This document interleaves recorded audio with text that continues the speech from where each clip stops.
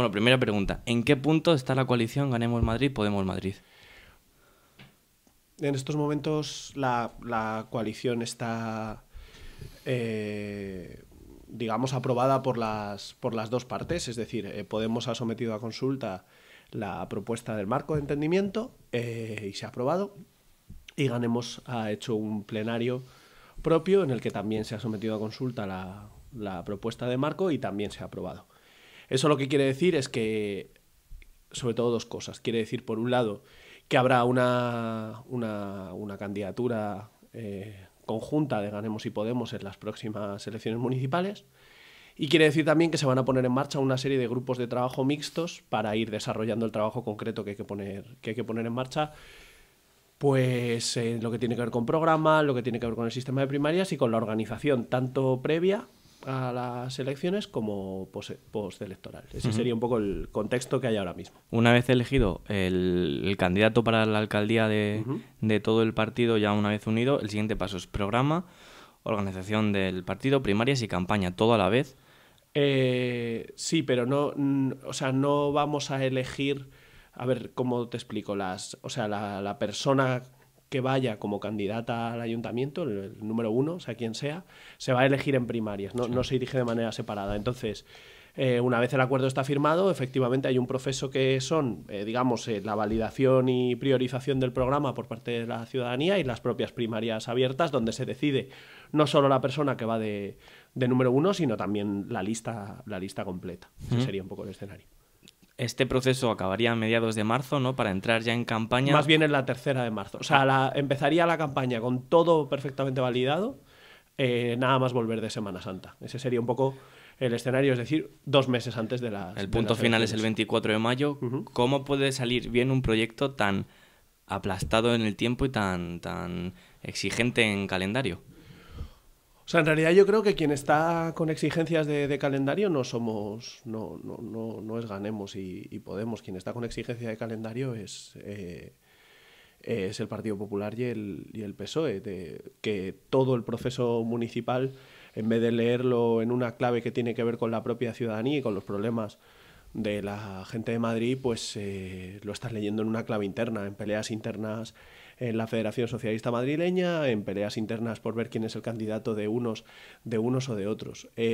La diferencia principal es que lo que nosotros estamos componiendo es un movimiento ciudadano, y ese movimiento ciudadano funciona con un ritmo y una lógica que luego por eso hay estas sorpresas, ¿no? ¿De dónde ha salido esta gente, ¿no? Y lo único que pasa es que hay un proceso invisible que normalmente no es interesante para los medios de comunicación, que va tejiendo un proceso y que de pronto ese proceso hace clac y se coloca en la casilla de salida perfectamente organizado, y de pronto la gente se sorprende mucho, ¿no? Como de dónde ha salido esta gente, quiénes son, cómo han conseguido organizarse tan rápido, etcétera, ¿no? Y en realidad es que es un trabajo que no es de estos 2-3 meses, es un trabajo que lleva mucho tiempo y que de hecho es incluso anterior a las elecciones europeas, es decir, reuniones y contactos que tienen que ver con la cuestión municipal empezó a haber en marzo del año pasado. Es decir, es un año de construcción. Las noticias empezaron a hablar de Ganemos allá por septiembre, octubre del 2014, pero lo importante se queda para estos 2 meses. O sea, ¿por qué se ha jugado con este sistema? ¿Es lo que tú dices, que ha sido todo así, o de verdad se ha querido dejar todo el final para lo importante? O sea, nosotros creemos que lo importante se hace antes. Es decir, que cuando tú llegas a la campaña, lo importante tiene que estar ya hecho. Y lo importante es haber construido los acuerdos colectivos y haber construido la estructura organizativa que te permite luego que, sobre todo en el caso de Madrid, que en los barrios y en los distritos haya una fuerza social que pueda poner este proyecto en marcha, ¿no? Y una vez estás en eso, entras en otra fase que es una fase puramente electoral, puramente de campaña, que también que evidentemente hay que hacerla bien, hay que hacerla con cabeza y con criterio, pero que de alguna manera se sostiene sobre un trabajo que ya has hecho. También hay que ser inteligentes a la hora de medir los tiempos.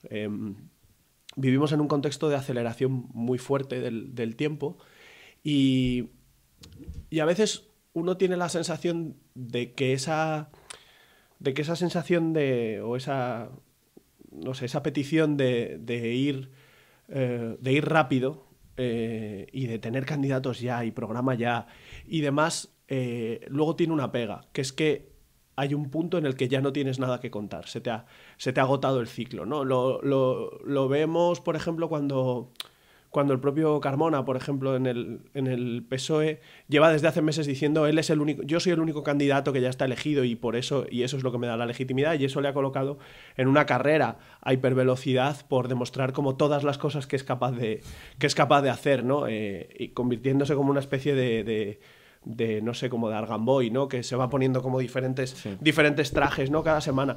Yo creo que eso tiene sus límites y tiene sus pegas. Los tiempos de las campañas electorales no son de un año, no son de 6 meses, son de 2 y, si me apuras, de 1. Es decir, no está nada claro que que entrar en campaña muy pronto sea lo mejor, porque la dimensión de la campaña se decide más tarde. Entonces, es la demostración este tipo de campañas, porque al PP y al PSOE, por lo menos históricamente, si se les conoce, sabe por dónde pueden tirar, ¿no? Es la demostración de que el electorado no atiende a programas y va más al eslogan y al discurso que se diga, pues ahora a través de redes sociales, luego pues en titulares de periódicos. Es la demostración de que el electorado se deja llevar por eso. No, yo diría que no. Es decir, hay que tener como mucho respeto por las elecciones, ¿no? que tomamos las personas. Incluso esa separación que haces entre, digamos, un nosotros y el electorado no es justa, porque todos nosotros somos electorado también, ¿no? Y entonces...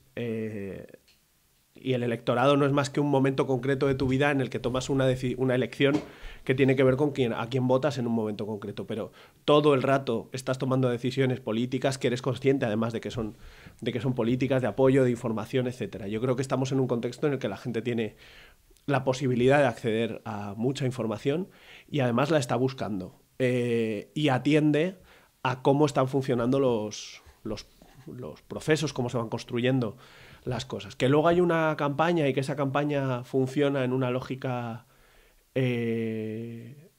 determinada, sí, pero eso no quiere decir que nos hayamos vuelto tontos y que el día de y que atendamos solo a eslóganes que nos... no, la gente somos perfectamente capaces de distinguir qué hay detrás, digamos, de esos eslóganes, ¿no? La gente que votó a Podemos en las últimas europeas, el relato que dice que estaban como, no sé, fascinadas por una serie de eslóganes o por una cara o por una figura concreta, en este caso la de Pablo, generalmente son relatos que lo que pretenden es esconder todo lo que había de partida, la desafección profundísima hacia los partidos tal y como los habíamos entendido, o la propia crisis económica, o la enorme movilización social que ha habido en los últimos años, ¿no? Yo creo que todo eso lo ha hecho la ciudadanía, lo ha hecho la gente, y no es justo colocarla en ese lugar en el que lo único que haces es como estar enloquecido viendo a ver quién te vende no sé qué producto, ¿no? ¿Qué políticas se tienen que presentar sobre la mesa para que el PP no gobierne después de 24 años en la alcaldía? O sea, lo primero que hay que tener en la cabeza es que el Partido Popular ha dejado de tener un proyecto político como tal. Es decir, durante un periodo de tiempo ha tenido un proyecto político, en nuestra opinión, muy perjudicial para la ciudadanía de Madrid, pero un proyecto que tenía que ver con el endeudamiento, con la construcción de infraestructuras, con un modelo de ciudad. Ese proyecto está agotado y además ya no responde, por decirlo de alguna forma, al interés de un sector de la sociedad, sino más bien a una pequeña minoría que funciona en términos de una alianza entre lo público y lo privado, un conglomerado de intereses, por decirlo de alguna forma.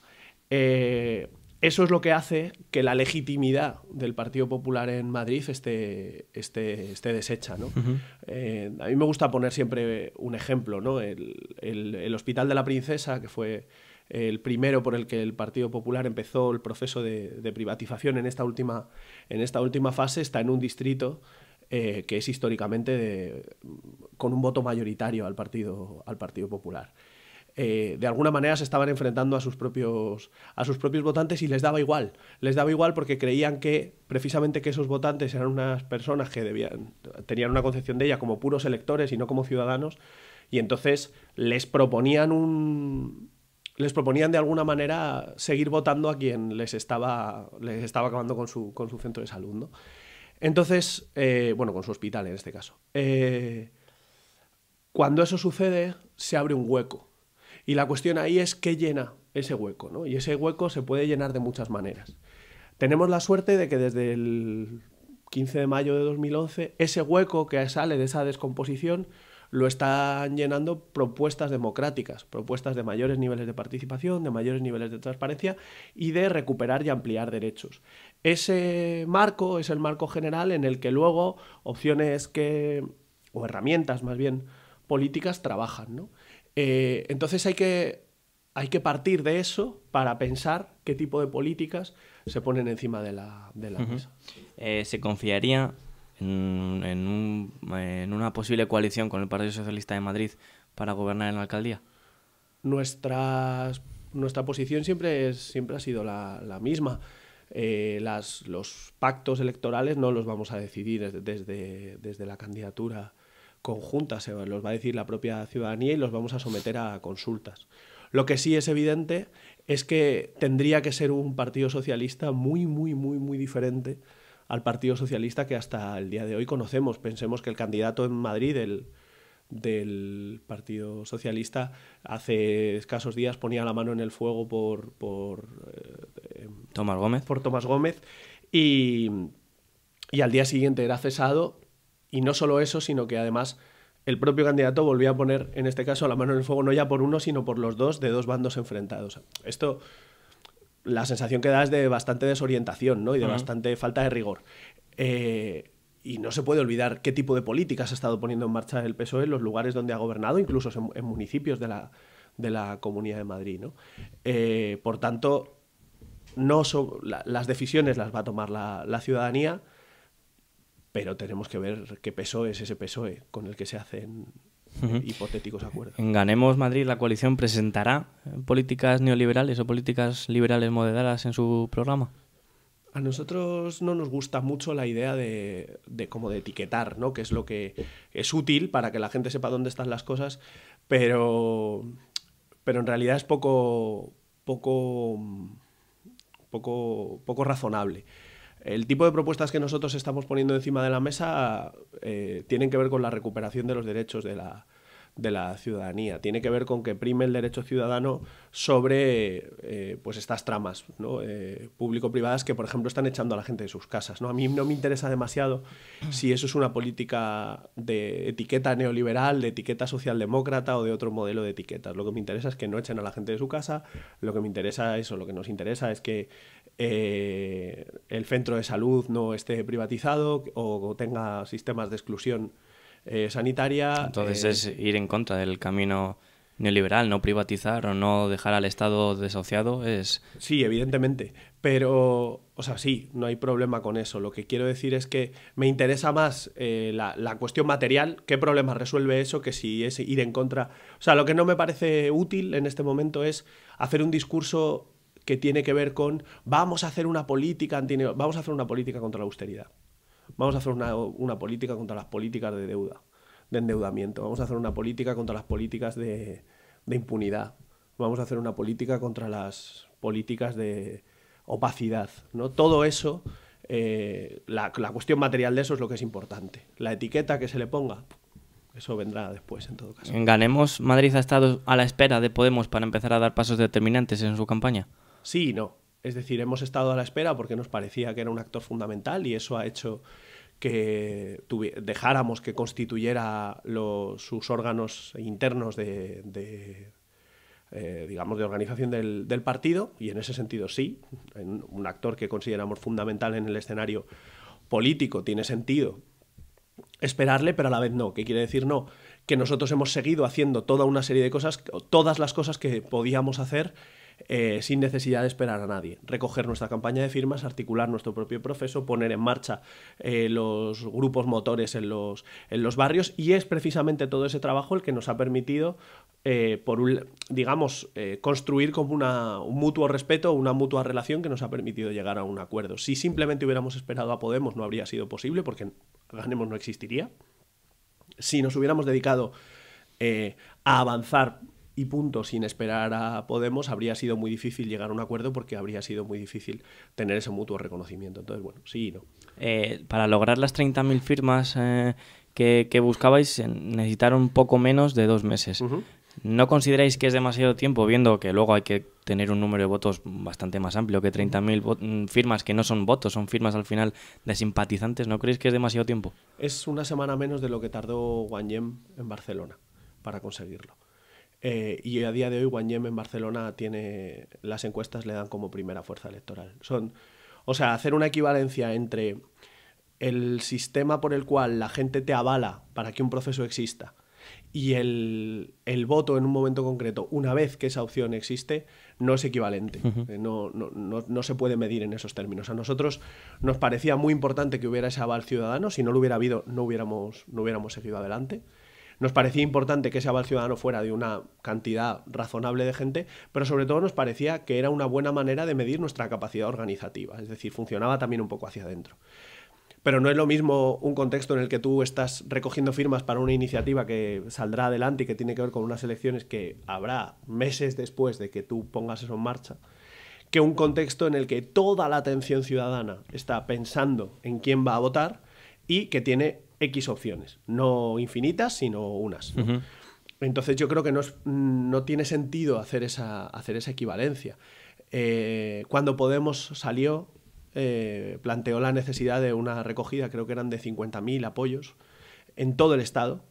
Tardaron muy poco en hacerlo vía web, pero estaban apelando a todo el Estado, y en cualquier caso la escala de esos 50.000 en relación a la cantidad de votos que tuvieron en las elecciones europeas no es la misma. ¿Por qué la confluencia entre Podemos y Guanyem en Barcelona fue muy fluida? Se vio claramente que desde el minuto 1 Pablo Iglesias mostraba su apoyo a Ada Colau.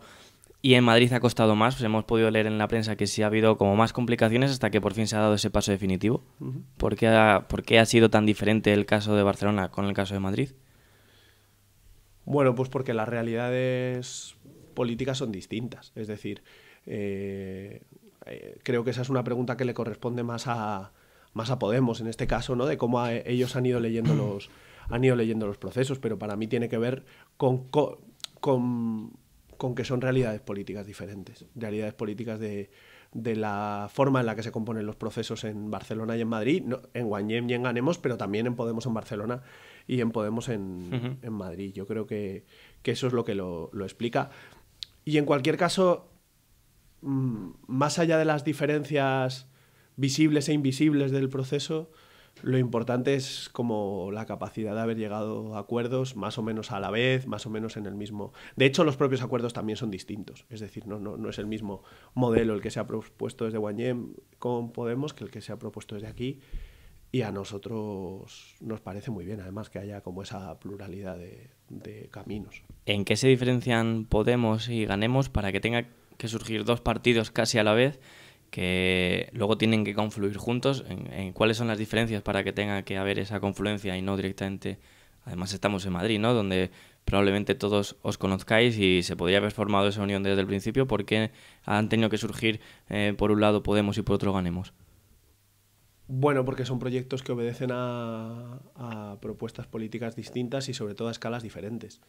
Es decir, Podemos nace como un partido cuyo objetivo principal tiene que ver con las elecciones generales, ¿no? Que hace una estrategia muy bien pensada, que pasa por las elecciones europeas para construir su organización y a partir de ahí tener capacidad para dar el salto a las generales, ¿no? Y que funciona en una lógica a escala de toda España.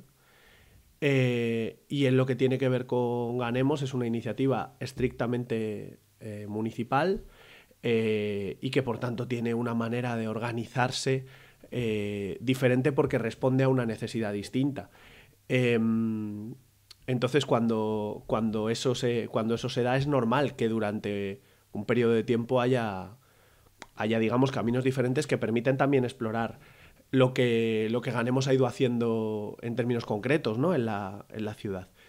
De nuevo, yo creo que lo importante no es tanto cuáles son los orígenes de cada uno de los procesos, que yo creo que no es tanto como una diferencia de identidad o como una especie de pelea de marcas, no tiene nada que ver con eso, sino más bien con dos estrategias diferentes, que una hace referencia a un movimiento municipalista y a una lógica de democracia cercana, y otra hace referencia a un proyecto de país, si queremos, ¿no?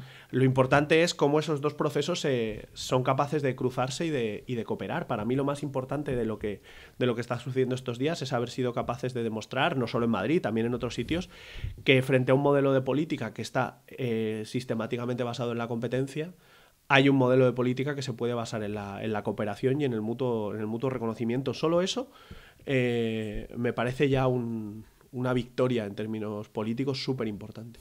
El discurso que defiende ahora Podemos sobre la política no es izquierda y derecha, es arriba y abajo. ¿Compartís esa opinión desde Ganemos? Absolutamente. Es decir, el discurso la cuestión no es tanto cómo se sienta uno en términos de izquierda o derecha, sino qué está pasando. Y como decía antes, lo que está pasando es una minoría privilegiada que está aplastando a una mayoría que cada vez se está quedando sin derechos. Si uno hace ese análisis, enseguida se da cuenta de que el vector izquierda-derecha es un vector que es esa minoría quien está sistemáticamente pretendiendo que esa sea la discusión, ¿no? ¿Por qué? Porque en esa discusión son capaces de, a pesar de estar robando a una mayoría de la población, conseguir estructurar que ahí abajo, donde estamos la mayoría, hay enormes divisiones. Cuando en realidad aquí abajo no hay tantas. Si nosotros aceptamos ese marco de juego, aceptamos que el destino de las personas que no somos personas privilegiadas, que no pertenecemos a una clase política que lleva X años gobernando con intereses propios,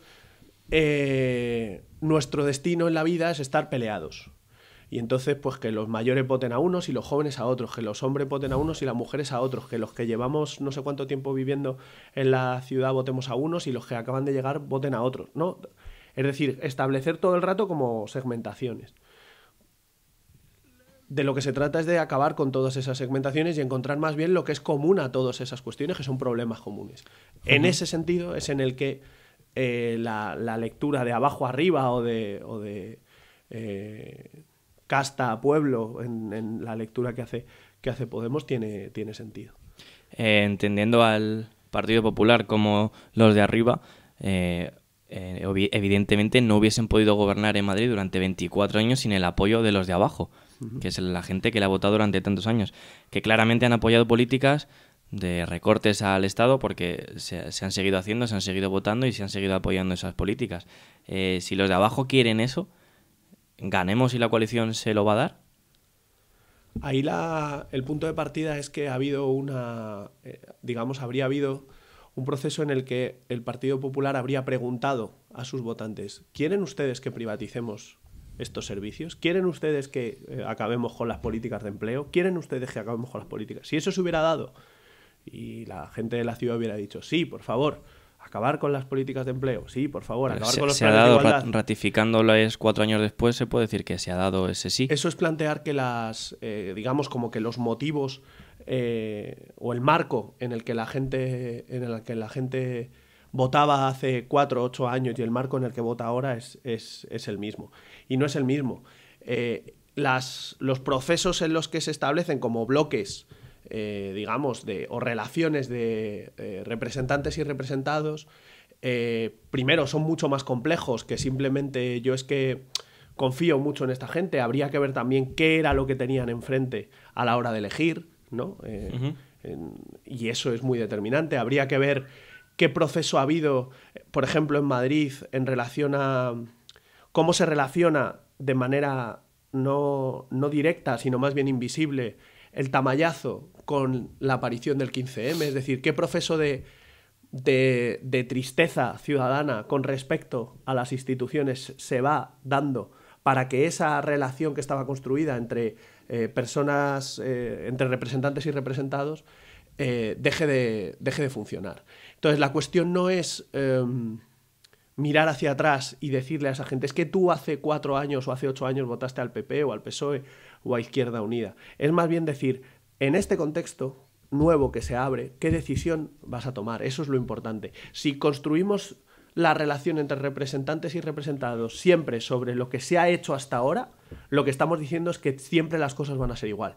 Si todo el rato le estamos diciendo a la gente, por poco menos que se ha equivocado con su voto, la estamos infantilizando, la estamos llamando irresponsable, no estamos mirando a nuestra propia responsabilidad en que eso sucediera y sobre todo no estamos planteando que lo que vivimos en este momento es un contexto de cambio de época, de cambio de régimen político, de cambio institucional.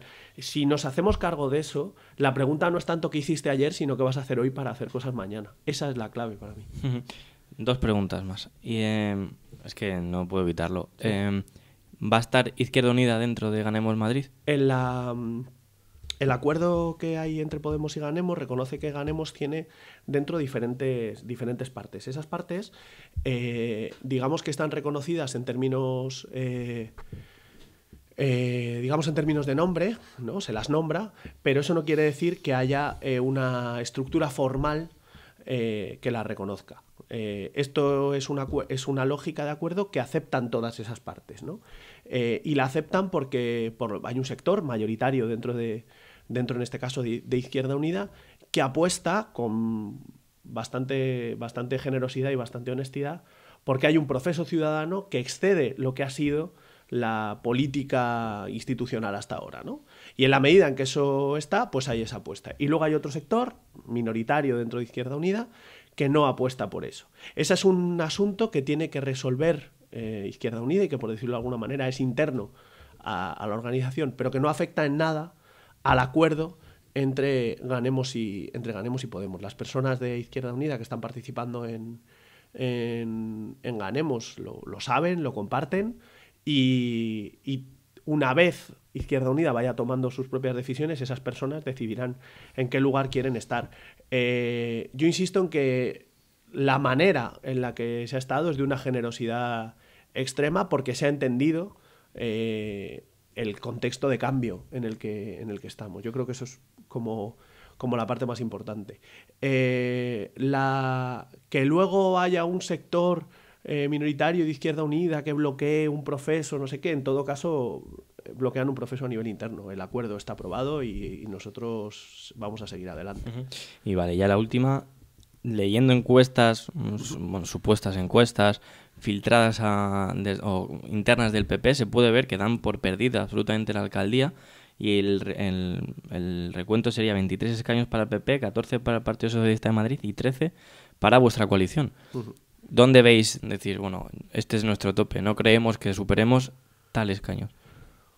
O sea, nosotros no hacemos valoraciones sobre encuestas porque las encuestas van cambiando, sino más bien sobre tendencias. La tendencia es de un proceso de erosión del partido en el gobierno que no encuentra como un recambio en lo que sería el partido socialista y en el que la gente está buscando opciones. Desde luego es sintomático que una fuerza política nueva que no tiene marca, que todavía no ha aparecido públicamente unida, tenga a día de hoy arcos de voto entre los 10 y los 13 concejales. Pero es que esto acaba de empezar. Nosotros no nos ponemos ningún tipo de techo. O sea, lo dijimos en la presentación de Ganemos Madrid, no nos llamamos Ganemos Madrid para tener una marca, sino porque es el objetivo. Y eso no cambia en absoluto. Nosotros no venimos a ser la oposición a un gobierno, ni a hacer una oposición valiente, no. Venimos a modificar las instituciones y a abrir las instituciones para la ciudadanía y a la participación y a los derechos sociales. Y ese es el plan y ese es el techo. y no hay, digamos, encuestas que nos vayan a hacer modificar el plan. Muchas veces las encuestas para lo que sirven es como para acotar la realidad y para decir esto es lo posible. Y justo en un contexto como el que estamos, es el momento de decir que lo posible son muchas cosas.